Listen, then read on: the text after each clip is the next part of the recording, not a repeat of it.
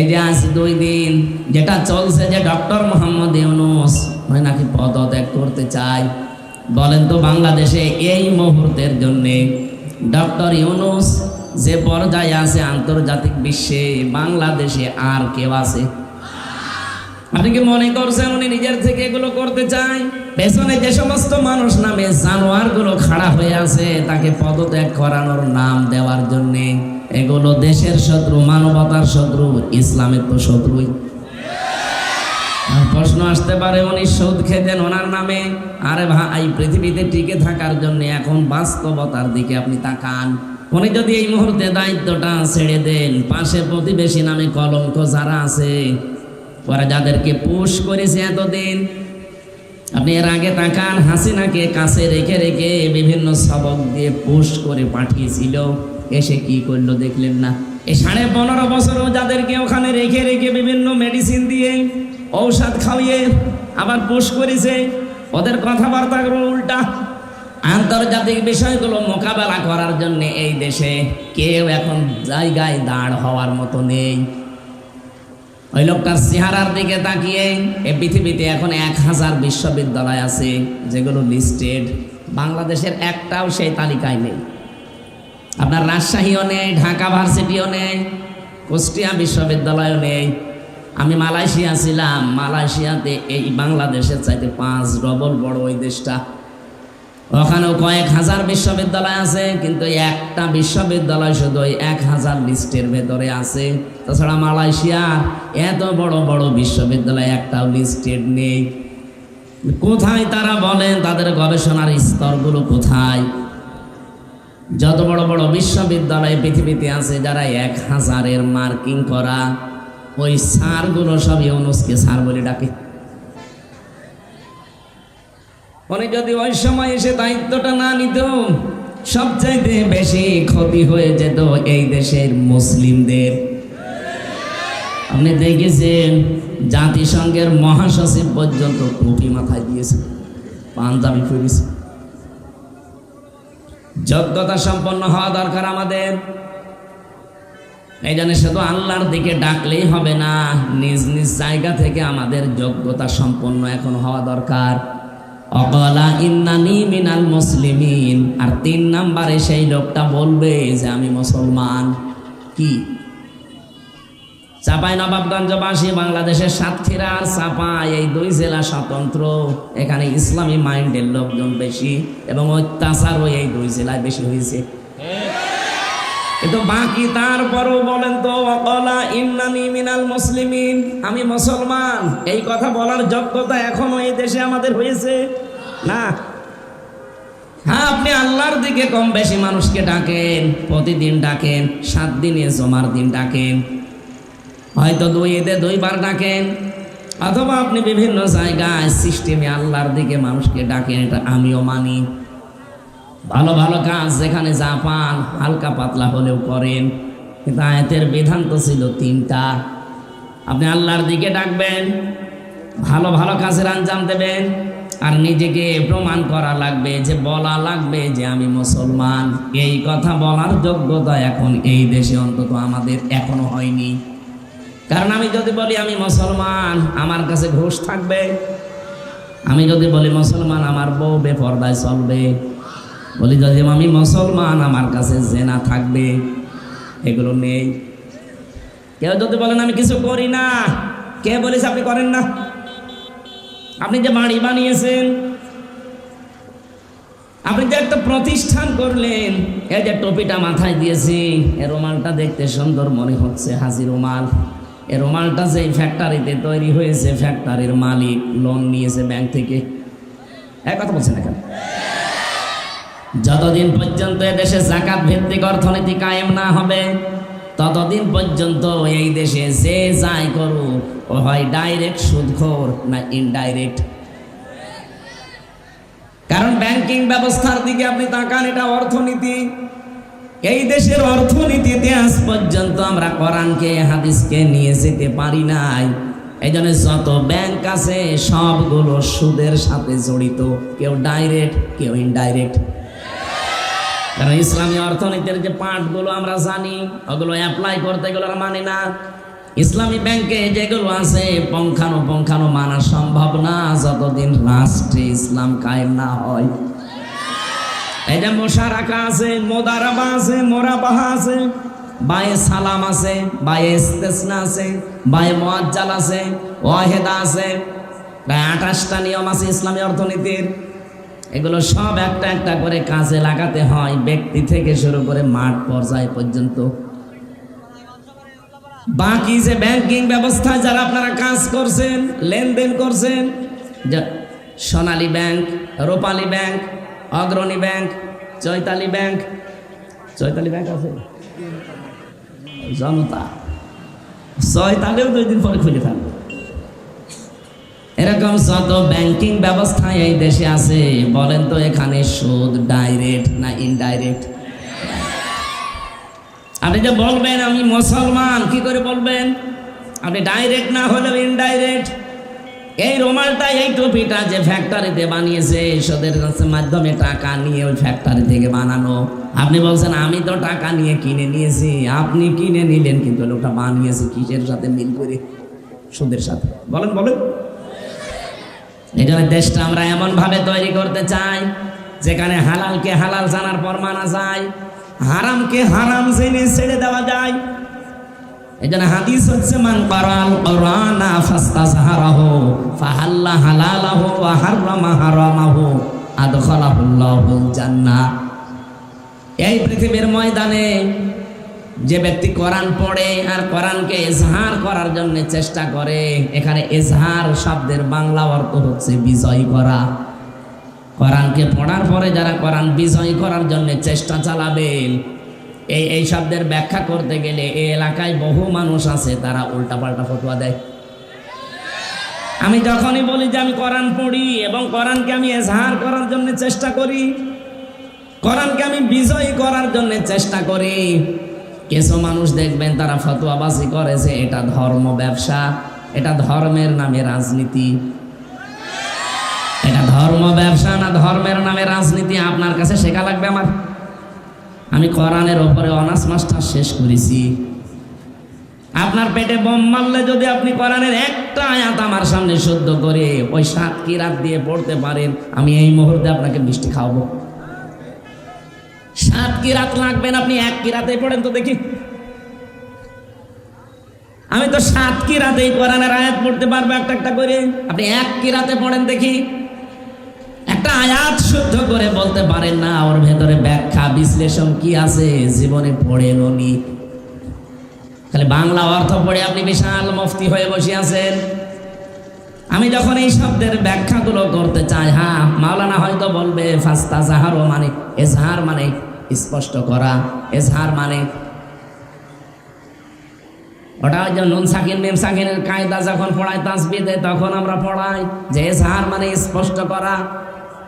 কিন্তু ব্যাখ্যা করার সময় আপনি হাদিসের টিকাগুলো দেখবেন, ওখানে ইজহার মানে বিজয় করা, ইজহার মানে দাঁড় করানো, ইজহার মানে কায়েম করা।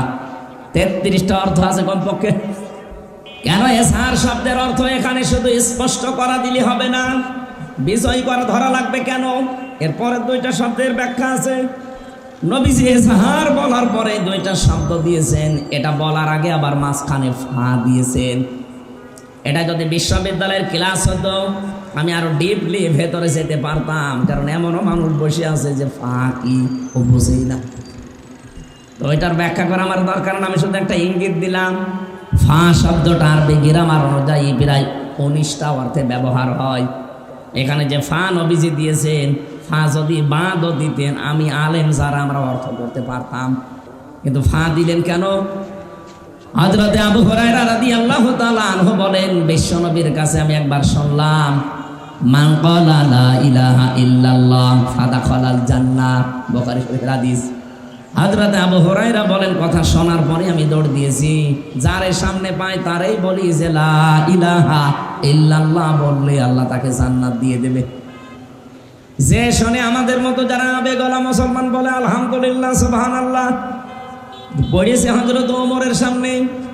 তিনি জিজ্ঞাসা করলেন মান ক্বালা, কে বলেছে এই কথা? তিনি বললেন বিশ্ব নবীর কাছে শুনে আসলাম, তিনি এখনো পর্যন্ত মসজিদে নববীতে বসা। বললেন চলো দেখি নবীর কাছে। আল্লাহর নবীর কাছে গিয়ে বলে, হে রাসূল, আপনি এই কথা বলেছিলেন? নবীজি বললেন, না আমি বলেছি। আপনি তো বলতে পারতেন, মান ক্বালা লা ইলাহা ইল্লাল্লাহ দাখালাল জান্নাহ, যে ব্যক্তি লা ইলাহা ইল্লাল্লাহ বলবে সে জান্নাতে চলে যাবে। ফা দিলেন কেন মাঝখানে? নবীজি বললেন, ফায়ের ব্যাখ্যা হচ্ছে আইয়ুহাযিরা মা হারামাল্লাহ, যে ব্যক্তি লা ইলাহা ইল্লাল্লাহ পড়বে আর হালালকে হালাল হারামকে হারাম জেনে ছেড়ে দেবে, এই লোকটা জান্নাতে যাবে। ফা শব্দটা কত গুরুত্বপূর্ণ আপনি লক্ষ্য করেন। মান ক্বারাআল কুরআনা ফাস্তাযহারাহু বলার পরে নবীজি কিন্তু শেষ করে দিতে পারতেন। ফা তো একবার বললেনই যে ফাস্তাযহারাহু, শব্দটা ছিল ফা ইস্তাযহারাহু, কেন ফা দিলেন মাঝখানে? আবার দ্বিতীয় পয়েন্টে দেখেন, ফা হাল্লা হালালাহু ওয়া হাররামা হারামাহু। ফা দেওয়ার যে 19টা অর্থ আছে, এর একটা অর্থ এই, উপরে বর্ণিত কোনো বিষয় যদি আপনি সত্যি জীবনে করেন, পরের যে উপকার বা ক্ষতি আসতেছে এটা মাস্ট বি আপনার জীবনে হবে। প্রথম দুইটা শব্দ কি ছিল? কোরআন যে পড়ে আর কোরআনকে বিজয়ী করার জন্য চেষ্টা চালায়, কারণ কোরআন যেখানে বিজয়ী থাকে সেখানে হালালকে হালাল আর হারামকে হারাম জেনে ছেড়ে দেওয়া সম্ভব হয়। এই কথা বললেন না কেন? কোরআন বিজয় না থাকলে আপনি হালালকে হালাল জেনেও মানতে পারবেন, হারামকে হারাম জেনেও ছেড়ে দিতে পারবেন না? পারবেন না। এই 54 বছর আমরা পারছি না। কত উদাহরণ আছে বাংলাদেশে। এই যে চাঁপাই নবাবগঞ্জের কোর্টে যান, কোর্টের ইট পর্যন্ত টাকা চাই। এই ঘুষ এখন আর ঘুষ নেই, এখন তো নাম পাল্টিয়ে দিয়েছে হাদিয়া, বকশিস। হযরতে মুআজ বিন জাবাল রাদিয়াল্লাহু তাআলা আনহু বলেন, আমি যখন ইয়েমেনের গভর্নর হয়ে যাচ্ছিলাম, ঘোড়ার পিঠে উঠব, রেকাবের ভেতরে পা দিয়েছি অলরেডি। নবীজি বললেন, দাঁড়াও, তোমাকে আমি একটা দেশের দায়িত্ব দিয়ে পাঠালাম, আমি জানি তোমার কাছে বিভিন্ন হাদিয়া তোফা আসবে। কি? খুজলাতুমা দামাতান ফাইদা সারা রিশওয়াতান ফিদ্দিন ওয়ালাস্তুম বিতারিকিহি ইয়ামনাকুমুল ফাকরা ওয়াল হাজা আলা ইন্না রিহাল ইসলামি দাইরাতুন ফাদুরু মাআল কিতাবি হাইসু দার আলা ইন্নাল কিতাবা ওয়াস সুলতানা লা ইফতারিকান ফালা তুফারিকুল কিতাব ইলা আখিরিল হাদিস রাহু ইবনে মাজাহ। নবীজি বললেন, তুমি হাদিয়া তোফা গ্রহণ করতে পারো ওই পর্যন্ত যতক্ষণ হাদিয়া থাকে, কিন্তু কোনো হাদিয়া তোফা যদি ঘুষের পর্যায়ে পড়ে যায় ওইটা আর গ্রহণ করা যাবে না। কিন্তু আমি দেখতে পাচ্ছি সময় এমন আসবে, তোমার প্রয়োজন দেখা দেবে, বাস্তবতা এমন হয়ে দাঁড়াবে যে ঘুষকে বাধ্য হবে মানুষ প্রয়োজনের তাকিদে গ্রহণ করতে। এরকম জায়গা বাংলাদেশে নেই। এক কথা বলেন না কেন? আমার কুষ্টিয়াতে যে ওসি সাহেবকে আমি পড়াতাম ওই 10 সালে, তার বেতন ওই সময় ছিল, আমার হালকা মনে আছে, খুব বেশি হলো 42,000 টাকা। 42,000 টাকা তার বেতন ওসি সাহেবের। অথচ তার ছেলে মেয়ে আর বউ 3 জন ঢাকায় ফ্ল্যাট ভাড়া করে থাকে। 50,000 টাকা শুধু ফ্ল্যাটের ভাড়া। বেতন তার 42,000, শুধু বাসা ভাড়ায় যদি শুধু বউ আর ছেলে মেয়ের পেছনে যায় 50,000। 2টা ছেলে মেয়ে বিশ্ববিদ্যালয়ে পড়ে, তাদের খরচ, স্ত্রীর খরচ, তার নিজেরও খরচ আছে। বলেন তো বাস্তবতা তাকে ঘুষ খেতে বাধ্য করবে কিনা? নবী যদি এমনি বলেন নাই, ওয়ালাস্তুম বিতারিকিহি ইয়ামনাকুমুল ফাকরা ওয়াল হাজা, তোমার প্রয়োজন এবং বাস্তবতা তোমাকে বাধ্য করবে, ওই নিষেধটা তুমি আর মানতে পারবে না। তখন আমার তো মনে হচ্ছে 1500 বছর আগের কথা নবীজি কেবল 10 সালে বলে গেল। কথা বলে না কেন? আপনি এই লোকটার দিকে তাকিয়ে বলেন তো, সে যদি ভালো হওয়ার চেষ্টাও করে কিন্তু ভালো হতে পারছে না, তাহলে তার বউ আর ছেলে মেয়েকে ঢাকায় রাখা ওই সময় চলবে না, হয় কুষ্টিয়ায়, নাই তার বাড়ি গোপালগঞ্জে ছিল, গোপালগঞ্জে রাখা লাগবে, যেখানে 5-7 হাজার টাকা হয়তো বাসা ভাড়া। খুব বেশি হলো খাবার দাবার দিয়ে ছেলে মেয়ে নিয়ে 30,000-এর ভেতরে শেষ। এইরকম জায়গায় রাখলে সে চলতে পারবে, কিন্তু তার স্ট্যাটাস, তার যে মানে যেভাবে সে চলাফেরা করে, তার ছেলে তার মেয়ে তার বউকে যেভাবে তুলেছে, ওই জায়গায় রাখতে হলে কমপক্ষে 1.5 লাখ টাকা মাসে উপায় করা লাগবে। তার প্রয়োজন দেখা দিয়েছে, বাস্তবতা সে সম্মুখীন হয়েছে, এই জন্য সে কোরআন শরীফ পড়তো আমার কাছে জমার দিন। আর মাঝে মাঝে দেখতাম তার কাছে হাদিয়া আসতো। একবার হাদিয়া এসেছে 10 লাখ টাকা। হেরোইন ধরা পড়েছিল, হিরোইন। বাংলাদেশের 2টা থানায় সবচেয়ে বেশি ক্রাইম হয়, একটা কুষ্টিয়ার মডেল থানায় আর একটা সিলেটের বিশ্বনাথ থানায়। কারণ মাল পানি আসে তো বাইরে থেকে। হেরোইন 1 কোটি টাকার ধরা পড়েছে। ওই লোকটা এসে ব্যাগ নিয়ে বলছে, স্যার আমার এইটা নেন আর ওই জিনিস ছেড়ে দেন।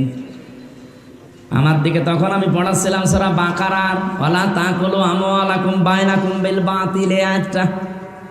আমার দিকে তাকিয়ে বলছে, হুজুর এটা নেব। নেবেন মানে আপনার পড়ালাম কি? আর আজকে এসে ভাগ্য চক্রে ঘুষের আয়াত পড়িছে। হুজুর এটা তো ঘুষ না, এটা হাদিয়া। হ্যাঁ, আমারে ফটো আসি যাচ্ছে হাদিয়া। আপনার সরকার হাদিয়া দেয় না, আপনার বেতন তো মাসে মাসে ঠিকই আসে, ওইটা আপনার জন্য বৈধ। এইটা এখন আর হাদিয়া নেই, এটা ঘুষের পর্যায়। ওই সময় দেখলাম আমার সামনে লোকটাকে গরম দিল, আমি কোরআন শরীফ পড়ছি আর তুমি ঘুষ দাও, তাড়িয়ে দিল। পরবর্তীতে নিয়েছে কিনা আমি জানি না। তো এইরকম হাদিয়া তোফা যদি মাসে অন্তত 5টা আসে, ওর বেতন নেওয়া লাগে। 5টা আসলে মনে করেন 50 লাখ, 10 লাখ করেও যদি দেয় আরো বেশি আসে। কারণ ওই 2 থানায় যদি ওই সময় জানতাম যে বাংলাদেশে কয়েকটা থানা আছে, যদি ঢাকা থেকে বদলি হয়ে কেউ এই সমস্ত থানায় আসতে হয়, কমপক্ষে 50-60 লাখ টাকা উপরওয়ালাকে দেওয়া লাগে। উপরওয়ালা মানে আল্লাহ তাআলা। ওই যে বেনজির ছিল, বেনজির, নজির ছাড়া এই আল্লাহর ওলি। এরপরে আরো নিচে কিছু ছোটখাটো ওলি আছে, তাদের পর্যন্ত দিয়ে, এরপরে আছে মন্ত্রী, সচিব, আমলা, এদের দিয়ে দিয়ে এ পর্যন্ত। তো একটা ওসি যদি বদলি হতে 50-60 লাখ টাকা দিয়ে আসা লাগে, তো 1-1.5 বছর 2 বছর থাকে, ওই টাকা তোলা লাগবে না? ওই বেতন নিয়ে যদি ওই টাকা উপায় করা লাগে, কিয়ামত হয়ে আরেকবার কিয়ামত হবে, তাও হবে। আমার তো হাদিস পড়ার পরে মনে হচ্ছে নবীজি মনে হয় বাংলাদেশে ছিল। আপনি দেখেন, লাস্তুম বিতারিকিহি ইয়ামনাকুমুল ফাকরা ওয়াল হাজা। হে সাহাবী, সময় এমন আসবে তোমার প্রয়োজন হয়ে পড়বে, তোমার হাজত দেখা দেবে, তুমি হাদিয়া তোফা তখন না নিয়ে পারবা না।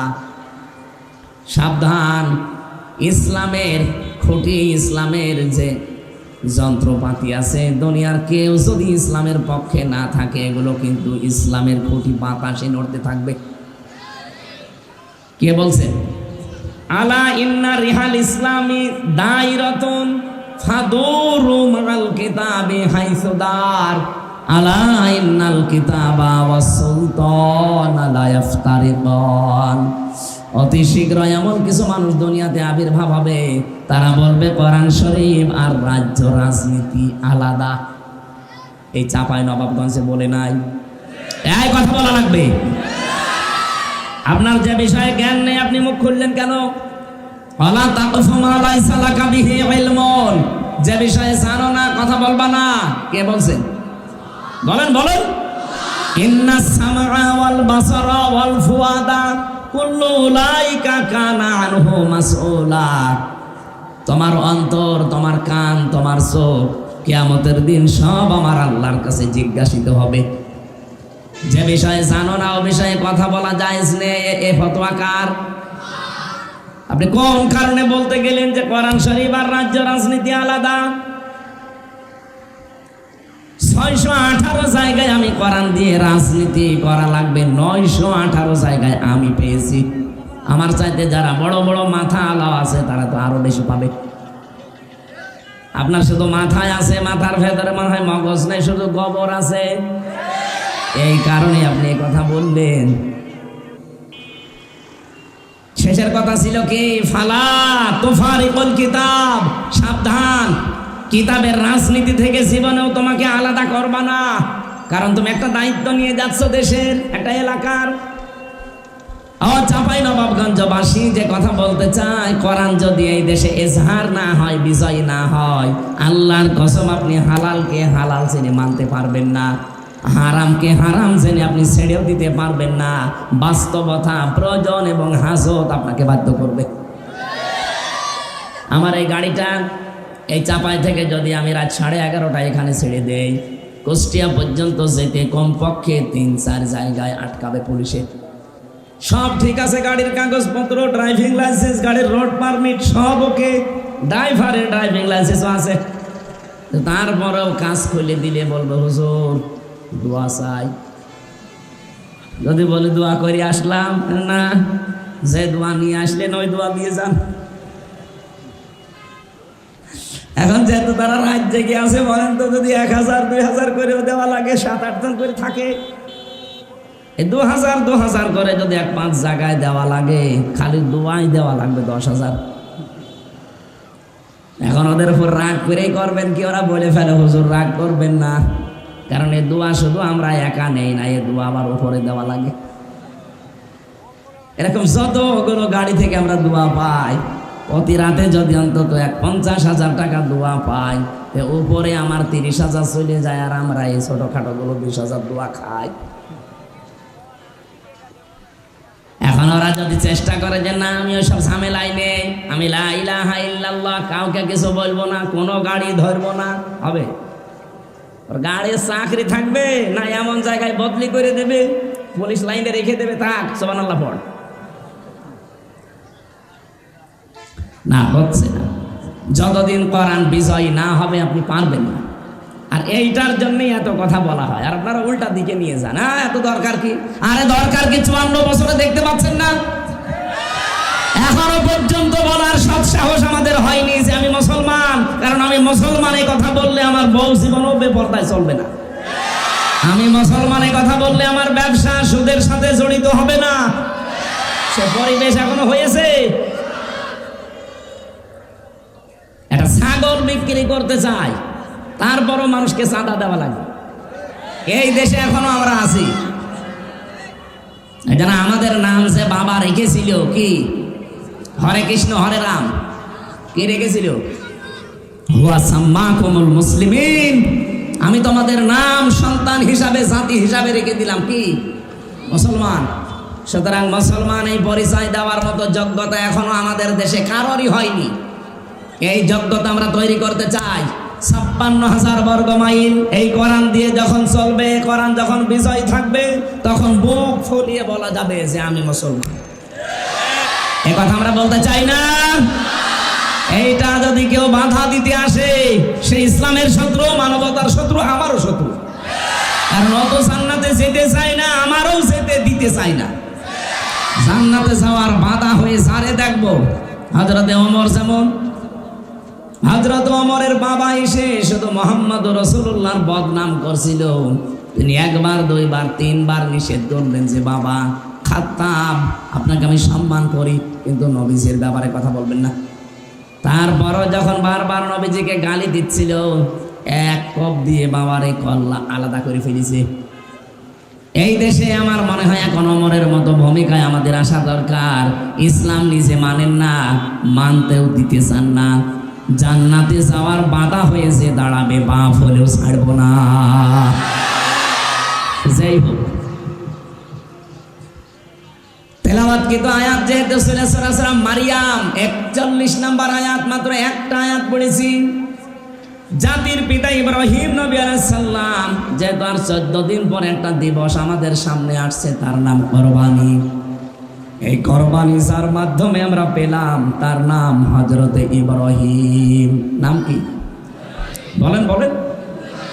হযরতে ইব্রাহিমকে আমার আল্লাহ স্মরণ করতে বলছেন, ওয়াযকুর ফিল কিতাবি ইব্রাহিম। আর একটা কিরাত আছে, ওয়াযকুর ফিল কিতাবি ইব্রাহিম। বলেন আল্লাহু আকবার। আল্লাহ বলেন এই কিতাবের ভেতরে ইব্রাহিম সম্পর্কে কিছু কথা আছে। হে নবী, আপনি এটা স্মরণ করেন। নবীজিকে স্মরণ করাতে বললেন কেন? ও চাপায় বাসিয়ে দিকে তাকান। এই পৃথিবীতে এই যে শব্দটা প্রথমে আল্লাহ দিলেন অজকুর, জাকারা ইয়াজকুরু শব্দের শাব্দিক অর্থ হচ্ছে স্মরণ করা। জিকির বলে না, এই জিকির থেকে জাল কাফর অজকুর, এটা আমরের সিগা। হে নবী, আপনি স্মরণ করেন বা বর্ণনা করেন, মানুষকে জানান। কি জানাবেন? ফিল কিতাবে, এই কিতাবের মধ্যে। কিতাবের মধ্যে বলতে আল্লাহ পাক কি বোঝাতে চান? কিতাব মানে পৃথিবীতে কোরআন। কিতাব মানে কি? আরো জোরে বলেন। তাফসীরে ইতকানের ভেতরে পাবেন এই কোরআনের আল্লাহ 55টা নাম নিজে দিয়েছেন। কোরআন শরীফের নাম কয়টা? 55টা। এরা কারা? এরা বসেন। আমারও ওয়াজে বসে চলে যাচ্ছে। আমি ওঠার আগে কে ওঠা যাবে না নাকি শেষ করে দেব? এত কষ্ট আমার মনে হয় এই বছরের মাহফিলে ওই শুধু রাজশাহীর একটাই করেছিল আর আজকের একটা। এরা মেশিন লাগিয়ে পানি শিখেছে আপনাদের জন্য, আর আপনারা চলে যাচ্ছেন কোন কারণে? এই মোস্তফা ভাই তার লোকজন সাথে নিয়েছে, কষ্ট। আমি সেই এসেছি রাত মনে হয় 3টার দিকে, এই এসেই দেখতেছি তারাই লেগে আছে এর পেছনে। মসজিদে দেওয়ার কথা ছিল, কিন্তু পরিবেশটা যেহেতু হালকা করতে পেরেছি। কখন বৃষ্টি নেমে যায় বলা যায় না। যতক্ষণ বৃষ্টি না আসে থাকবেন না, এটা বলা আবার ঠিক না। বৃষ্টি দেখা যাচ্ছে 2 দিন হইল না, অন্তত ঘন্টাখানিক থাকেন নাকি? এই আয়াতটা আমার যতদূর নিয়ে যায় আমরা ততদূর যাবো ইনশাআল্লাহ। 14 দিন পরে দিবস আসতেছে। দিবস তো আসবে, চলেও যাবে, তা কিছু নেওয়া লাগবে না। কিতাবের ভেতরে, কিতাব মানে কোরআন শরীফ, 55টার নামের 55টার বাস্তব কিছু নাম আমরা আপনাদেরকে শোনাচ্ছি। কোরআনের ভেতরে আল্লাহ সবচাইতে উত্তম নাম দিয়েছেন, তার নাম হচ্ছে কোরআন। নাম কি? ফাযাক্কির বিল কোরআনি মান ইয়াখাফু ওয়াঈদ। রব্বুল আলামিন বলেন, হে নবী, আপনি যখন জিকির করবেন, আলোচনা করবেন, উপদেশ দেবেন, তখন আমার কোরআন থেকে দেবেন। মান ইয়াখাফু ওয়াঈদ, so admonish and or by the holy Quran him who frays my threat।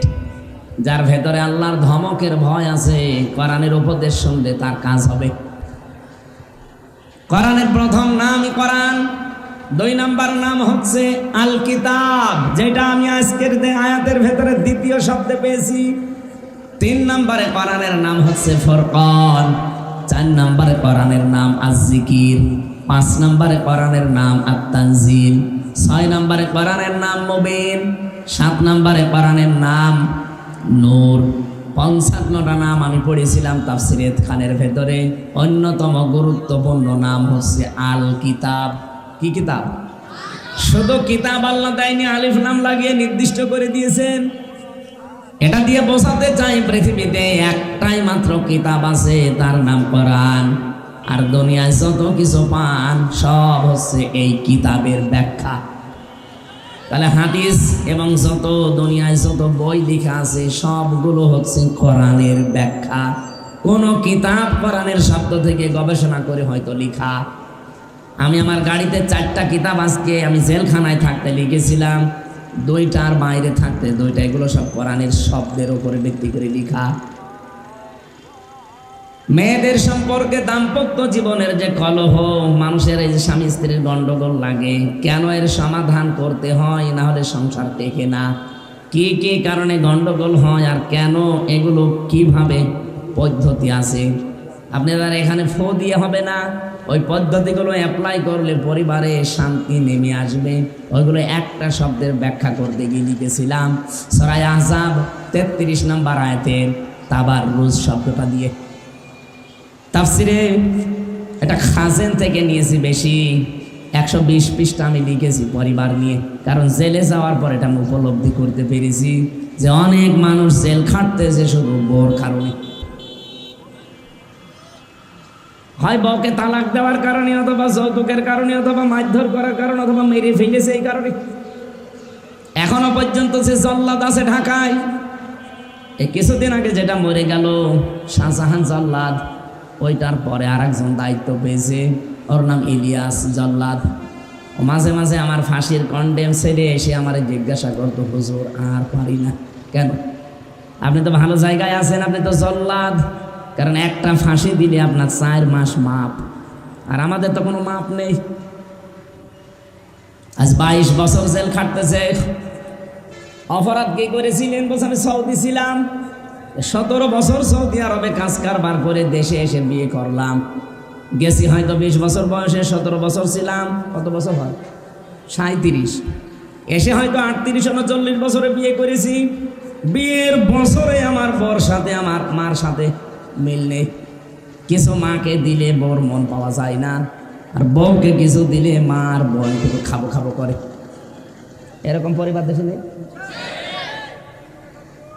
আজ হাজারো পরিবারে আমার মনে হয় বউ আর শাশুড়ির এই ছোট মনের কারণে আমরা অনেক স্বামী মানসিক রোগী হয়ে যাচ্ছি।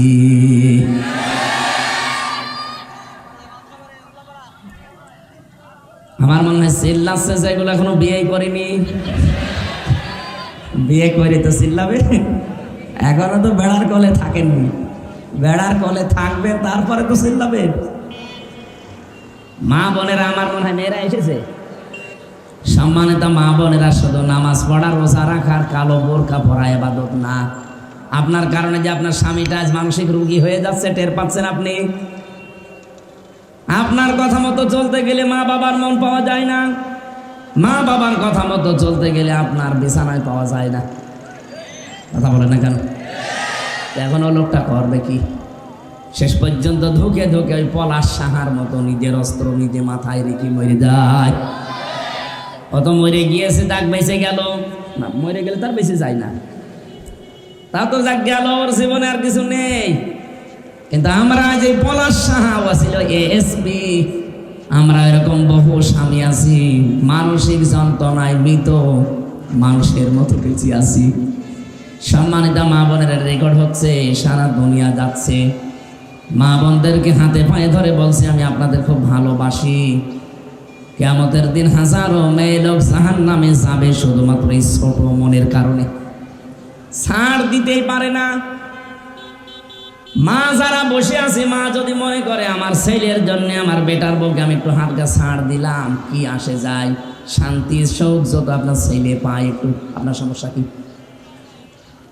বউ যদি মনে করে না, আমার স্বামী এই 25-30 বছর পর্যন্ত ওর মা বাবাই তোর পেছনে শ্রম দিয়েছে, আমি তো আর ছিলাম না, আমি তো কেবল 3 দিন এসেছি, আমি একটু ছাড় দিয়ে চলে, ও যতদিন মা বাবা আছে অন্তত হক আদায় করুক। একটু যদি মনটা উদার করে নিজের মা বাবার মতো মনে করে ছেড়ে দেয়, পরিবারের জীবনে কোনো স্বামী আলাদা হবে না। চাঁপাই নবাবগঞ্জে আলাদা হওয়ার সিস্টেম নেই না ভাই, ঠিক হচ্ছে না। মা বোনেরা, আশা করছি মনটা একটু ব্রড মাইন্ডের করেন, এই ন্যারো মাইন্ডের হওয়া বাদ দেন। আপনি নিজেও জান্নাতে যেতে পারছেন না, আমাদেরকেও জান্নাতে যাওয়া থেকে বঞ্চিত করছেন। আমার কুষ্টিয়ায় আমি দেখানে, যেমন এখানে ঈদের নামাজ যেখানে পড়ায় প্রায় 11 গ্রামের মানুষ, 11 গ্রামের মানুষ আপনি হিসাব করেন, কম পক্ষে ওখানে মাওলানা এনামুল হক শাফি সাহেব এতদিন ইমাম ছিলেন, উনি মারা যাওয়ার পরে লোকজন আমারে নিয়েছে। 11 গ্রামের আপনি হিসাব করেন কত লোক হতে পারে। এক গ্রামে যদি 1000-1500 মানুষ হয়, এতগুলো মানুষ এক জায়গায়। তো উনি যখন কামেল পাশ করে আসলেন এলাকায়, উনি বললেন যে আমি এলাকায় থাকতে চাই না, আমি চলে যেতে চাই দূরে কোনো জেলায়। লোকজন বলছে, বাবাজি কামেল পাশ করে মাওলানা, তখন তো বলতো টাইটেল পাস, টাইটেল পাস করে আসলে আর চলে যাবা মানে? উনি ওই সময় একটা উদাহরণ দিয়েছিলেন ঈদগায় নামাজ পড়াতে, আমার আজও মনে আছে, ভালো করে শুনবেন। কারণ জ্ঞানী মানুষদের এক একটা কথা, ওটা পাথর পাহাড়ের চাইতেও ভারী। দেখেন, আমি এলাকায় থাকতে চাই, সেই ছোটবেলা থেকে আপনাদের কাছে আমি কারো ছেলে, কারো ছোট ভাই, এইভাবে আস্তে আস্তে মানুষ হয়েছি। ছোটবেলায় কেউ আমার ডাকতো, এই সাফি এদিকে আয়, ও সাফি কোথায়, বলতো না। আমি এখন টাইটেল পাস করে, কামেল পাস করে মাওলানা হয়ে এলাকায় আসলাম। ওই আমার বন্ধু বান্ধব যারা আছে, আমার ছোট ভাই, আমার বয়সী যারা, আমার চাচা, আমার দাদা, ওরা তো আর বসবে না যে শাফি সাহেব কামিল পাস কিনা। ও ঠিক ওই সে 12 বছর আগে যেভাবে ডাকতো ওই শাফি, ওইভাবেই বলবে ওই শাফি। আমি তো সে শাফি আছি, কিন্তু আমার নামের আগে এখন একটা আলেম লেখা আছে। কি কথা বুঝতেছেন? আর আলেম তো আর যার তার নামের আগে লেখা যায় না। আল উলামা ওয়ারাসাতুল আম্বিয়া, আলেমরা নবীর ওয়ারিস।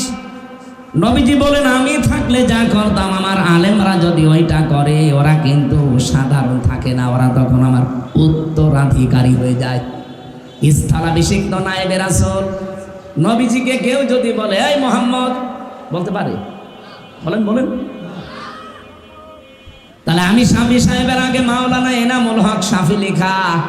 আপনি তো আর মনে করবেন না যে আমি কামেল পাশ করে এসেছি, মনে করবেন ওই সে 5-এ পড়তাম গ্রামে সেই শাফি আছি। আপনি বয়সে হয়তো বড় অথবা সমবয়সী, একবারে আপনি আবেগে বলবেন এই শাফি শোন। আপনি আলেমের অসম্মান করে ফেলবেন।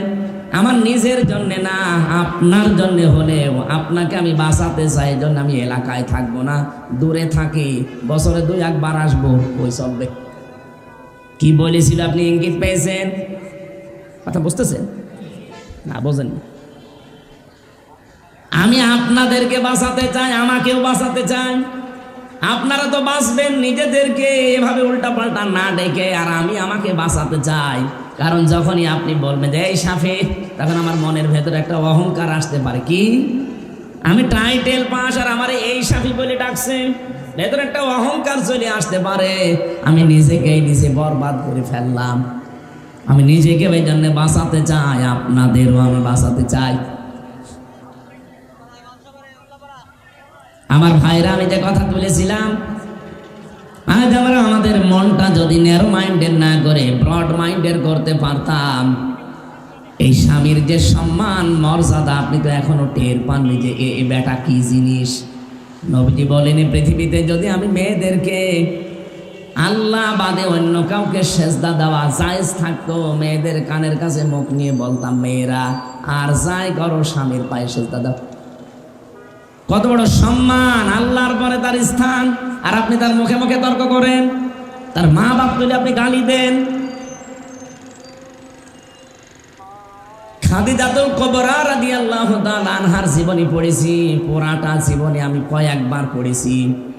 আমি দেখেছি তার পুরা জীবনে কোনোদিন তিনি 1 ওয়াক্ত নামাজ পড়েননি, একটা রোজা রাখেননি, জীবনে একদিনের জন্য তিনি পর্দায় ছিলেন না, একটা টাকা যাকাত দেননি, জীবনে কোনোদিন একবারের জন্য হজ করেননি। কারণ হচ্ছে এই বিধানগুলো সব নাজিল হয়েছে তার ইন্তেকালের পরে, এই জন্য তিনি করেননি। কিন্তু তার সম্মান দেখেছেন।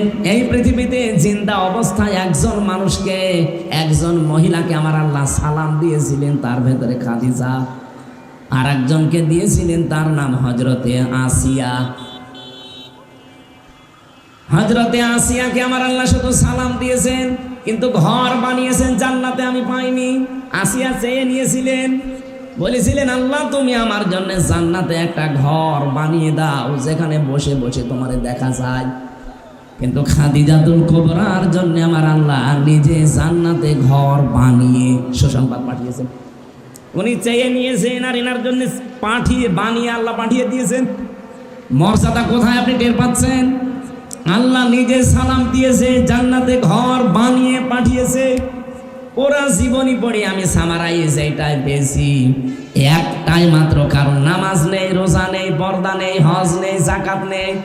একটা কারণে আল্লাহ এত খুশি, জীবনী কোনোদিন সাংসারিক যতদিন ছিলেন নবীর সংসারে কোনোদিন বিশ্ব নবীকে একদিনের জন্য তার মনে দুঃখ দেননি, কষ্ট দেননি। আল্লাহ জানে এত খুশি ছিলেন খাদিজার উপরে। আপনি বলেন তো, এখানে আমরা যারা স্বামী আছি, জীবনে কোনোদিন আজ পর্যন্ত বউ আমাকে একদিনের জন্য দুঃখ দেয়নি, এরকম স্বামী আছেন? হাত তোলেন তো দেখে একজন।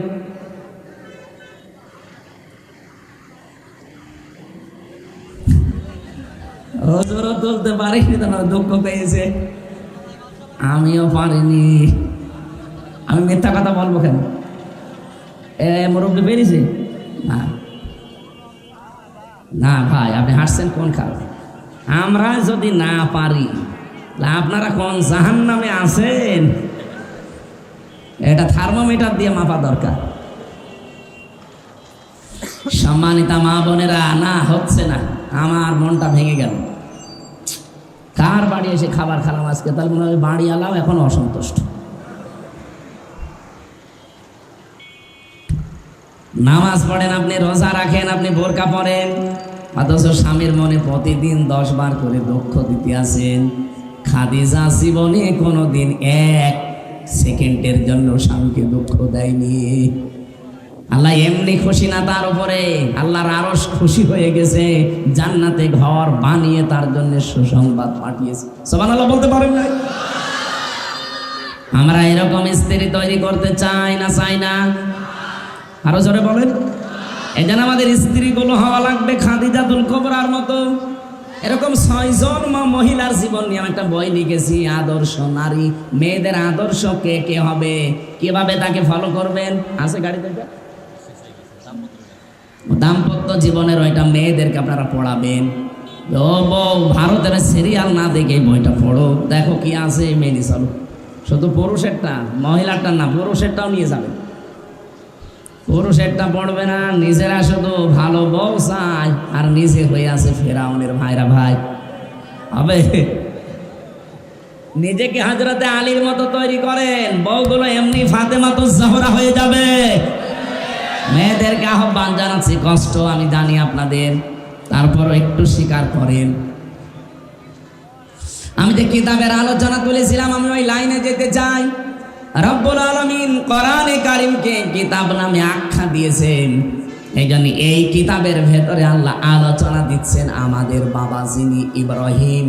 আল্লাহ বলেন কেমন ছিল জানো? ইন্নাহু কানা সিদ্দিকান নাবিয়্যা। একদিকে ইব্রাহিম ছিল সিদ্দিক, সত্যবাদী। 2 নম্বরে হযরত ইব্রাহিম ছিল নবী। কি ছিল? এখন এই 2টা শব্দের আমি হালকা ব্যাখ্যা করব। দেখেন তো, সিদ্দিক এবং নবী কি জিনিস এটা? সিদ্দিক মানে সত্যকে সত্য জানার পরে যারা মেনে নেয় তারা আল্লাহর কাছে সিদ্দিক, সত্যবাদী। শুধু সত্য কথা বললেই সিদ্দিক হওয়া যায় না, শুধু সত্য কথা বললেই তাকে সত্যবাদী বলা যায় না। সিদ্দিক মানে সত্যকে সত্য জানার পর দুনিয়ায় একদিকে আমি একদিকে, এইরকম সিদ্ধান্ত যারা নিতে পারে তাদেরকে বলা হয় সিদ্দিক। কি বলা হয়? বলেন বলেন। স্মরণ করেন ওই সময়ের কথা, আল্লাহ উদাহরণ দিচ্ছেন। এইদিকে তাকান। ওয়াইদ ক্বালা ইব্রাহিমু লিআবিহি আযার আতাত্তাখিযু আসনামান আলিহা ইন্নী আরাকা ওয়া কওমাকা ফি যালালিম মুবিন। আল্লাহ পাক বলেন একটু স্মরণ করো ওই সময়ের কথা, তখন তোমাদের জাতির পিতা হযরত ইব্রাহিম তার বাবা আজরকে ডাক দিয়ে বলেছিলেন, হে বাবা, ইন্নী আরাকা ওয়া কওমাকা, অবশ্যই আমি নিজে আপনাকে আর আপনার জাতিকে দেখতে পাচ্ছি ফি যালালিম মুবিন, স্পষ্ট বিভ্রান্তিতে আছেন। আসনামান আলিহা, এই মূর্তিগুলো কি করেন? এগুলো আপনারা কেন এগুলো নিজেরা বানান, আবার নিজেরাই মাথা নত করেন এর সামনে, আবার শেষ হয়ে গেলে ভেঙে ফেলেন, পানির ভেতরে ডুবিয়ে দিন? কেন এগুলো করেন? আমি তো স্পষ্ট বিভ্রান্তিতে দেখতে পাচ্ছি।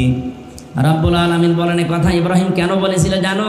ওয়াকাযালিকা নুরি ইব্রাহিমা মালাকুতাস সামাওয়াতি ওয়াল আরদ ওয়া লিয়াকুনা মিনাল মুকিনিন। আমার ইব্রাহিমকে আমি কিছু জিনিস দেখিয়েছিলাম, আকাশ আর জমিনের এমন কিছু নিদর্শন দেখালাম, সে একেবারে দৃঢ় বিশ্বাসীদের অন্তর্ভুক্ত হয়ে গেল। আমি যে জিনিসটা এখান থেকে নিয়ে আসতে চাই, একটু পরে 2-1 মিনিট পরে বুঝবেন। এই চলে যাচ্ছেন কেন? বসুন বসুন।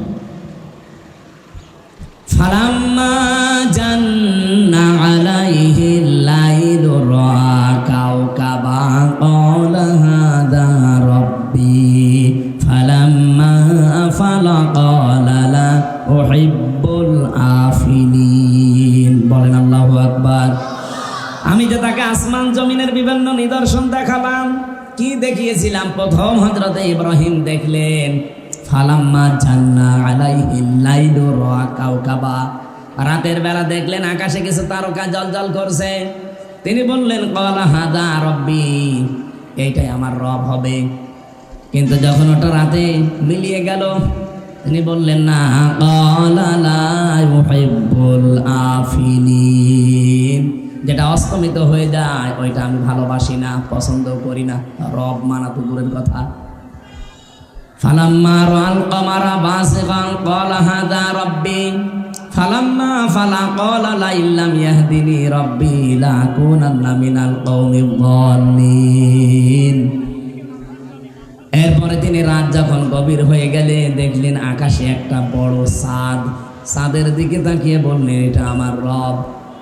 ভোরবেলার দিকে আস্তে আস্তে যখন ওটা মিটিয়ে গেল, অস্তমিত হয়ে গেল, হারিয়ে গেল, বললেন না, যেটা মিটে যায় হারিয়ে যায় ওইটাকে আমি মানি না। আমি তো একটা বিভ্রান্তির ভেতরে পড়ে গেলাম। ফালাম্মা রাআশ শামসা বাযিগাতান ক্বালা হাযা রাব্বি হাযা আকবার ফালাম্মা আফালা ক্বালা লা ইল্লাম ইন্নী বারিউম মিম্মা তুশরিকুন। সকালবেলা যখন তিনি দেখলেন যে পশ্চিম আকাশে বিশাল এক সূর্য বড় হয়ে উঠতেছে, তাকিয়ে বললেন এটা শুধু আমার রব না, এইটাই বড় রব। কারণ এতক্ষণ যা দেখেছিলাম ছোট ছোট, এখন তো দেখছি বিশাল, এটা আমার রবই হবে। সন্ধ্যাবেলা যখন এইটাও ডুবে গেল, উনি বললেন না, ডুবে যাওয়া জিনিসটা আমি পছন্দ করি না। রব হওয়া দূরের কথা, জাতির লোকেরা ক্বালা ইয়া কওমি ইন্নী বারিউম মিম্মা তুশরিকুন, জাতির লোকেরা কান খাড়া করে শোনেন, আমি কিন্তু তোমাদের সাথে এখন আর কোনো কিছুর সাথে পূজা করি না, শরীক করি না, আমি তোমাদের থেকে মুক্ত। মুক্ত হয়ে তিনি বসেছিলেন না, তিনি ঘোষণা দিয়ে জাতিকে জানিয়েছিলেন একটা কড়া কথা, ইন্নী ওয়াজ্জাহতু ওয়াজহিয়া লিল্লাযী ফাতারাস সামাওয়াতি ওয়াল আরদা হানিফা ওয়া মা আনা মিনাল মুশরিকিন। হযরত ইব্রাহিম বললেন, হে আমার পিতা আজর বা তারেক এবং জাতির লোকেরা, অবশ্যই আজকে থেকে আমার এই চেহারা, আমি আসমান আর জমিনের যিনি উদ্ভাবক, যিনি বানিয়েছেন তার দিকে আমি ঘুরে পড়লাম। তোমাদের কারো সাথে আমি আর নেই। এতটুকু যাই বলেছিলেন কারো সাথে আর নেই, আমি শুধু ঘুরে পড়েছি তা না, হানিফা, আমি একনিষ্ঠভাবে ঘুরলাম। ওমান আমিনাল মুশরিকিন, আর আমি মুশরিক না। বাবার পক্ষ থেকে জবাব শোনেন। তার বাবা এবার ডাক দিয়েছে, ক্বালা রাগিবুন আনতা আন আলিহাতি ইয়া ইব্রাহিম লাইল্লাম তানতাহি লারজুমান্নাকা ওয়াহজুরনি মালিয়া। ইব্রাহিম কি ঘোষণা দিলে তুমি যে তুমি আমাদের সাথে আজকে থেকে নেই, আমাদের এই ইলাহাগুলো মানো না। তুমি যদি এই কথা থেকে আজকে ফেরত না আসো, নিজের এই কথা থেকে যদি সরে না আসো, এক নম্বরে আমি বাবা হয়ে বলছি, লাইল্লাম তানতাহিলা আর জমান্নাকা, তোমার আমি জীবিত রাখবো না, তোমার আমি মেরে ফেলবো, হত্যা করে ফেলবো তোমারে। আর আমি যদি এটা না পারি, দ্বিতীয় নম্বর বলেছিলেন ওয়াহজুরনি মালিয়া, হয়তো সন্তান হিসাবে আমি মায়া মহব্বত এটা করতে যদি না পারি, আজকে থেকে ঘোষণা দিলাম তুমি আমার কাছে আর থাকবে না, দূর হয়ে যাও, দূরে কোথাও চলে যাও। এরকম কথা বললে আমার কাছে বাবা হিসাবে সন্তানকে আমি রাখি না। আপনি হিসাব করে দেখেছেন জাতির পিতা কি কঠিন পরীক্ষায় ছিলেন? আয়াতের তাফসীর পড়তে গিয়ে আমি জাতির পিতা ইব্রাহিমের জীবনে 50টা পরীক্ষা পেয়েছি। জীবনের জন্ম থেকে শুরু করে মরণ পর্যন্ত আমি 50টা পরীক্ষা পেয়েছি। তার ইমানের পরীক্ষা ছিল 10টা, তার ভেতরে এটা একটা। পরিবারও ছেড়ে দেওয়া লাগে, ইমানের উপরে টিকে থাকতে গিয়ে অনেক সময় নিজের পরিবারকেও ছেড়ে দেওয়া লাগে, অনেক সময় সমাজকে ছেড়ে দেওয়া লাগে, অনেক সময় অনেক নবী দেশ পর্যন্ত ছেড়েছেন। আর আমাদের ইমানের উপরে টিকে থাকতে গেলে কিছু ছাড়া লাগে না, আরো আত্মীয় স্বজন বাড়ে। 2 নম্বরে তার আমলের পরীক্ষা আল্লাহ নিয়েছিলেন 30টা। কোরআন শরীফের ভেতরে আপনি পাবেন সূরা মুমিনুনের ভেতরে 10টা, সূরা আহজাবের ভেতরে আছে 10টা, আর সূরা তাওবার ভেতরে আছে 10টা। এই 30টা পরীক্ষা আল্লাহ তার জীবনে নিয়েছিলেন আমলের। 3 10 30, আর ওদিকে 10 ইমানের 40, আর মাথা থেকে পা পর্যন্ত এখানে 10টা পরীক্ষা আছে বডির ভেতরে। এই 50টা পরীক্ষা আমার আল্লাহ তার জীবনে নিয়েছেন। আল্লাহ বলেন প্রত্যেকটা পরীক্ষায় আমার ইব্রাহিম পাশ করে গেছে। হযরত ইব্রাহিম ঘোষণা দিয়েছিলেন, ক্বালা সালামুন আলাইকা সাস্তাগফিরু লাকা রাব্বি ইন্নাহু কানা বি হাফিয়া। একটা একটা করে অনেকগুলো জিনিস তিনি ছাড়লেন।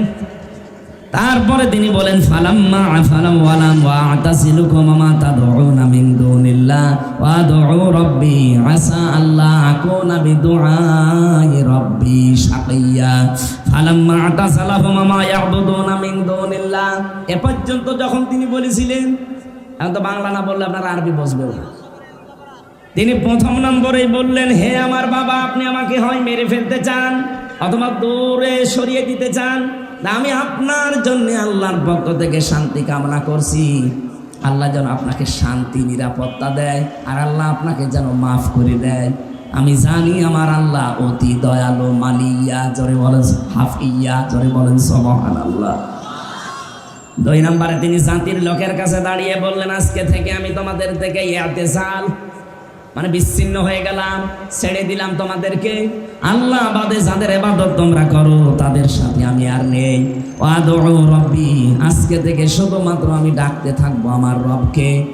ওয়ালা হাসা আল্লাহ কুনা বিদুআই রাব্বি শাকিয়া, আমার আশা যে আমার আল্লাহ কোনোদিন আমার ডাক না শুনে পারবেন না, কোনোদিন তিনি আমাকে হতভাগ্য করবেন না। ফালাম্মা তাসালাহুম মা ইয়াবুদুনা মিন দুনিল্লাহ, এই মুহূর্তে যখন তিনি সব কিছু থেকে নিজেকে পৃথক করে একেবারে একা একা দাঁড়িয়ে গেছেন, কেউ নেই তার সাথে, তার বাবা নিজে তার শত্রু, আগুনে ফেলার সময় তার বাবা নিজে সাহায্য করছে। এরকম কঠিন মুহূর্তে হযরত ইব্রাহিম নবী আলাইহিস সালাম যখন দাঁড়িয়ে আছেন একা একা, আমার আল্লাহ ঠিক তখন তাকে নিয়ামত একটার পরে একটা দেওয়া আরম্ভ করলেন। তার মানে আমরা যদি জাতির পিতার সন্তান দাবি করি, বঙ্গবন্ধুর না, ইব্রাহিমের। কার?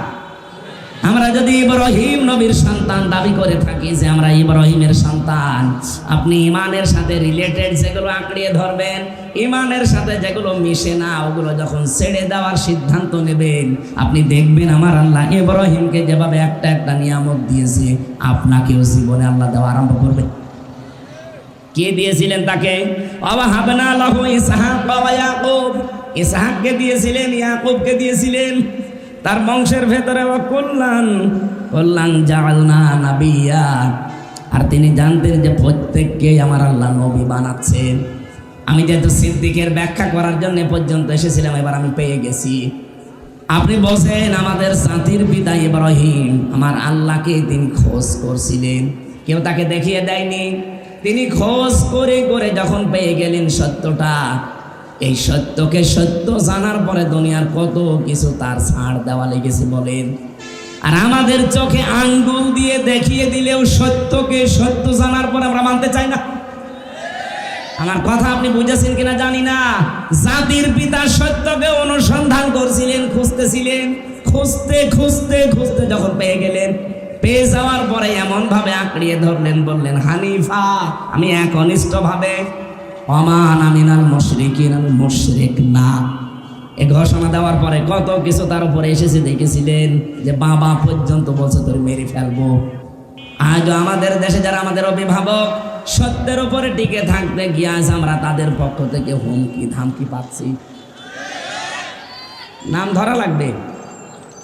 এতদিন যাদেরকে অভিভাবক মনে করতাম, দায়িত্বশীল মনে করতাম, ইমানের উপরে আজ টিকে থাকতে গিয়ে এই দেশের শত্রু, ইসলামের শত্রু, আল্লাহর ঘর মসজিদ যারা ভেঙে ফেলে, তাদের বিরুদ্ধে কথা বলতে গিয়ে দেখি এখন এই অভিভাবকরা আমাদের গালি দিচ্ছে। আপনারা চেতনার কথা বলতে বলতে চলে যান শুধু ৭১-এ। শুধু 52, শুধু 47, কেন 24 বলা যায় না? 24ও তো একটা চেতনা। 2732 জন মানুষ জীবন দিল, লাখের ওপরে মানুষ হাসপাতালে কাতরাচ্ছে। এই চেতনার সামনে নিয়ে আসেন না, শুধু নিয়ে আসেন 71, শুধু 52, শুধু 47। কেন আপনি বলবেন এই কথা? 47-এর সাথে 52-র সাথে 71-এর সাথে অন্তত আমার যে বয়স, আমার এখন 33 বছর, আমার তো ওই বয়সের কোনো সম্পর্কই নেই। আমি 47-এও ছিলাম না, 52-তেও ছিলাম না, 71-এও ছিলাম না, আমি ছিলাম 24-এ। এই দেশ যদি এখন চলে 24-এর চেতনায় চলবে। যারা দালালি করছেন জাতির কাছে গাদ্দার হিসাবে প্রমাণিত হবে। আগামীতে দেশ চলবে কোন চেতনায়? 24। জোরে বলেন। এই চেতনা থেকে আজ যারা দূরে সরে গেছেন বিভিন্ন হাদিয়া তৌফা পেয়ে, এই জন্যই দেশে অরাজকতা চলছে। জাতির কাছে অলরেডি আপনারা গাদ্দার হয়ে গেছেন, দালাল হিসাবে পরিণত হয়ে গেছেন। থামেন। নিজেদের জীবনেও স্যাক্রিফাইস কম ছিল না, অনেক কিছু ছাড় দিয়েছেন, আপনারাও মাসলুম, কিন্তু মজলুম হয়ে এখন আবার নিজেরাই জালেম হয়েছেন না।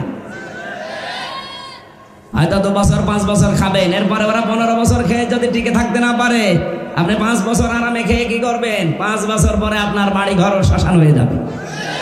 আমরা চাই না আপনার বাড়ি শ্মশান হোক। যাদের অভিভাবক মনে করি তারা এখন আমাদের গালি দেয়, আমরা নাকি ধর্ম ব্যবসায়ী। কোন কারণে এই রক্ত পিচ্ছিল পথে আমার আসা দরকার? আমার বাবার চা আছে, আমার চা আছে, আমি যদি মরণ পর্যন্ত শুধু নাকে তেল দিয়ে ঘুমিয়ে খাই, আমার জীবন শেষ হয়ে যাবে, কিচ্ছু হবে না, কিচ্ছু করা লাগবে না। বাধ্য হয়ে এই রাস্তায় আসা লাগে, কারণ আমি দেখতে পাচ্ছি দেশ পর্যন্ত বিক্রি হওয়ার ষড়যন্ত্র চলছে। আমি ঘরে বসে থেকে কি করব? ঘরও থাকবে, দেশ বিক্রি হয়ে গেল, ঘর তো বিক্রি হয়ে যাবে। ইব্রাহিম নবী যা যা ফেস করেছিল, আজ ইব্রাহিমের সন্তানরা আমরা তাই তাই ফেস করছি।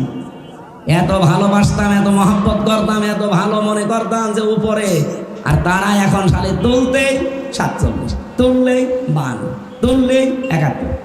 কথা তুললে 47, 52, 71-এর না, কথা তুললে আমার বয়সের সাথে তোলেন, 24-এর চেতনার কথা বলবেন। কারণ আগামী জুন মাসের 10 তারিখে জুলাই ঘোষণাপত্র দেওয়া লাগবে, আর এটা দেওয়ার ওয়াদা অলরেডি অন্তর্বর্তীকালীন সরকারে যারা আছে তারা দিয়েছে। জাতির সাথে তামাশা না করি 10 তারিখ ওটা দিয়ে দিন, ওইটা দিয়ে দেবেন, ওই অনুযায়ী দেশ চলবে। তখন অটোমেটিক যে চপ্পু মিয়া আছে, চপ্পু মিয়া অটোমেটিক বাতিল হয়ে যাবে, কারণ সংবিধান বাতিল হয়ে গেলে চপ্পু শেষ। তখন 24-এর চেতনায় দেশ চললে, এই 9 মাসে যেভাবে দেশটা দাঁড়িয়ে গেছে, 5 বছরে দেশ মালয়েশিয়ার উপরে চলে যাবে। আরে ভাই, আমি তো সারা বিশ্বের মানচিত্র বাস্তবতা তো বুঝি, আমি তো আন্দাজে বলছি না, দেখে এসেছি। মালয়েশিয়া দাঁড়িয়ে গেছে 2004 সালের পর থেকে, সিঙ্গাপুর দাঁড়িয়ে গেছে 2004 সালের পর থেকে। তারা মাছ বিক্রি করে খায়। সিঙ্গাপুর বাংলাদেশের চাঁপাইনবাবগঞ্জের চাইতেও ছোট। চাঁপাইনবাবগঞ্জে মাথাও মাছ 40 কিলো হবে না, এর চাইতে বেশি।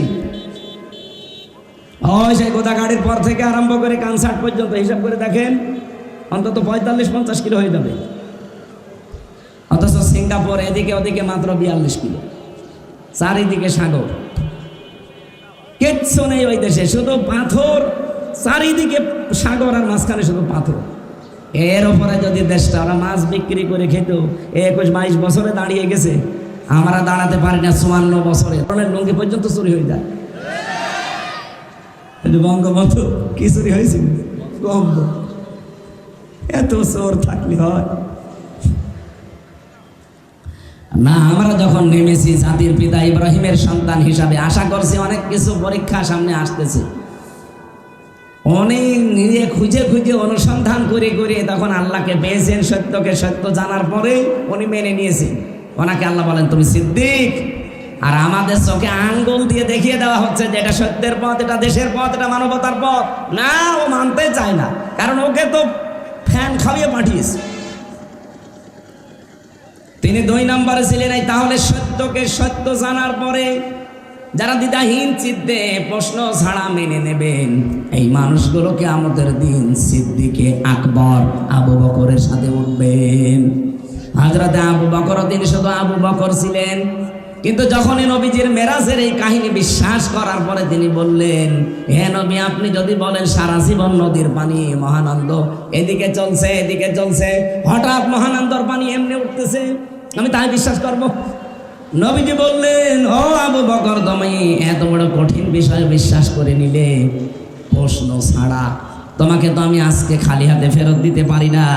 আজকে থেকে তোমার নাম আমি একটা লকব লাগিয়ে দিলাম, তুমি আবু বকর না, তুমি আবু বকর সিদ্দিক। এই জন্য সত্যকে সত্য জানার পরে যারা প্রশ্ন ছাড়া দ্বিধাহীন চিত্তে মেনে নেবেন, কিয়ামতের দিন তারা উঠতে পারবেন সিদ্দিকে আকবর। এবং আমাদের বাবা যিনি জাতির বাবা হযরত ইব্রাহিম, তিনি সিদ্দিক তার সাথে, বলেন সুবহানাল্লাহ। 2 নম্বরে ইব্রাহিম নবী ছিলেন নাবিয়া। নাবিয়া মানে নবী শব্দের শাব্দিক অর্থ হচ্ছে সংবাদ বাহক। নবীটা নাবা থেকে এসেছে। নাবা শব্দটার বাংলা অর্থ হচ্ছে ব্রেকিং নিউজ। আপনি এই নিউজ শব্দটা ইংরেজি থেকে আপনি লিখতে আরম্ভ করেন, দেখেন NEWS নিউজ। এন দিয়ে যদি নর্থ ধরেন, ই দিয়ে যদি ইস্ট ধরেন, ডাব্লু দিয়ে যদি ওয়েস্ট ধরেন, আর এস দিয়ে যদি সাউথ ধরেন, তাহলে তামাম দুনিয়ার কিছু বাকি থাকে? বলেন না কেন? আল্লাহ পাক বলেন, নবী ইব্রাহিম তামাম পৃথিবীর সব আমি আল্লাহ খবর তার কাছে দিয়েছিলাম। ওই যে ওয়াকাযালিকা নুরি ইব্রাহিম, আমি ইব্রাহিমকে দেখিয়েছিলাম মালাকুতাস সামাওয়াতি ওয়াল আরদ, আসমান আর জমিন পরিব্যাপ্ত যত নিদর্শন সব তাকে দেখিয়েছিলাম। এই নিদর্শনগুলো সে দেখে দেখে আমি আল্লাহকে শেষ পর্যন্ত খুঁজে পেয়ে গেছে। ও জাতির লোকেরা, নবী যে সংবাদ আমাদের কাছে নিয়ে এসেছেন, উনি তো আমাদের জাতির পিতা ছিলেন ইব্রাহিম, আর আমরা যাকে মানি উনি জাতির পিতারও পিতা।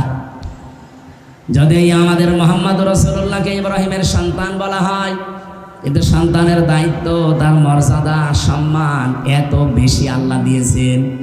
ইব্রাহিমকে তো শুধু সিরিয়ার জন্য পাঠিয়েছিলেন নবী হিসাবে, আর আমাদের নবী মুহাম্মদ রাসূলুল্লাহকে সিরিয়া না, শুধুমাত্র আমেরিকা না, সৌদি আরব না, তামাম দুনিয়ার জন্য সংবাদ বাহক করে পাঠিয়েছেন। বলেন সুবহানাল্লাহ। আলোচনার বিষয় আমি যেহেতু ইব্রাহিমের জীবন থেকে আরম্ভ করব বলেছিলাম, যে ইব্রাহিম এই যে ছুরি চালিয়ে পশু জবাই করার নিয়মটা তার কাছ থেকে পেয়েছি। এর আগে এই নিয়ম ছিল না। কি দিয়েছে? ঠিক আছে, আপনারা কি চলে যাবেন এখনই?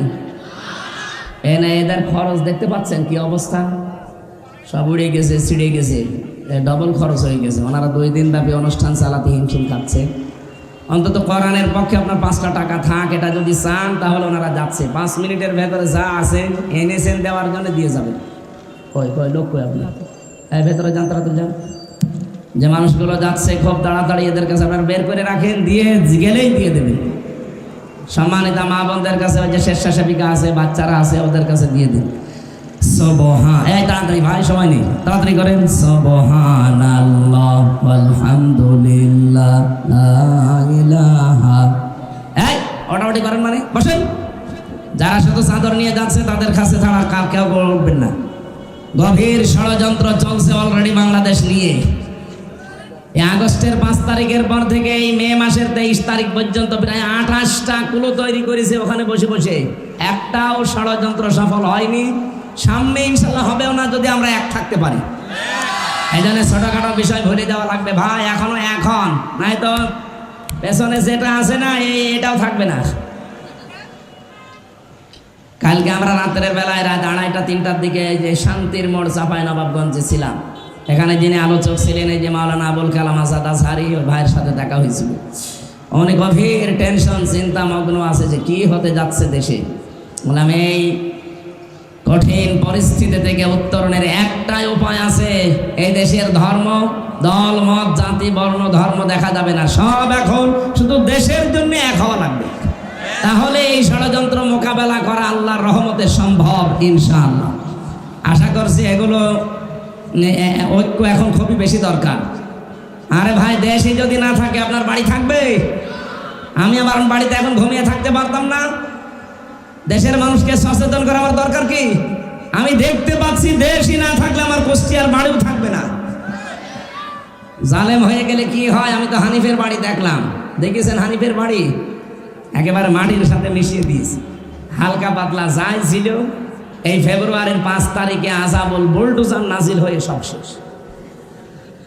আজ আগামী থেকে আমাদের এরকম কোন অবস্থা যেন না হয়, এই জন্য এখনই ঐক্যবদ্ধ হওয়া লাগবে। একটু সুর তুলেছিল যে প্রধান উপদেষ্টা ডক্টর ইউনূস পদত্যাগ করবেন বলে মন স্থির করেছেন, এখনো করেনি, শুধু করবেন বলে একটা আশ্বাস দিয়েছিলেন। এই আশায় অনেকেই জামাত আর বিএনপির বাড়ি ঘর অলরেডি ভাঙা আরম্ভ করেছিল ব্রাহ্মণবাড়িয়ায়। খালি সুর তুলে যদি এই হয় তাহলে কি হয়তো চিন্তা করতে পারেন। এজন্য সব ভুলে যান, আবার ওই 12 ট্রাক সামনে দিয়ে দেবে, তখন ওই 16 বছর না 32 বছরও শোনাতে পারবেন না। আমাদের আর কি হারানোর আছে, সব তো হারিয়েই ফেলেছি। এজন্য যতটুকু বাকি আছে এটা যেন হারিয়ে না যায়। আল্লাহ আমাদেরকে জাতির পিতা ইব্রাহিম নবী আলাইহিস সালামের কাছ থেকে আমরা এই পশুর কোরবানি শিক্ষা পেয়েছিলাম। এই কোরবানি আমাদের জীবনে আর 14 দিন পরে আসতেছে। এই কোরবানির মাধ্যমে নিজের ভেতরের আমিত্ব, হিংসা, অহংকার এটাও যেন কোরবানি করতে পারি। জোরে বলেন আমিন। বারাকাল্লাহু লানা ওয়া লাকুম ফিল কোরআনিল আযীম। আল্লাহুম্মা আমিন।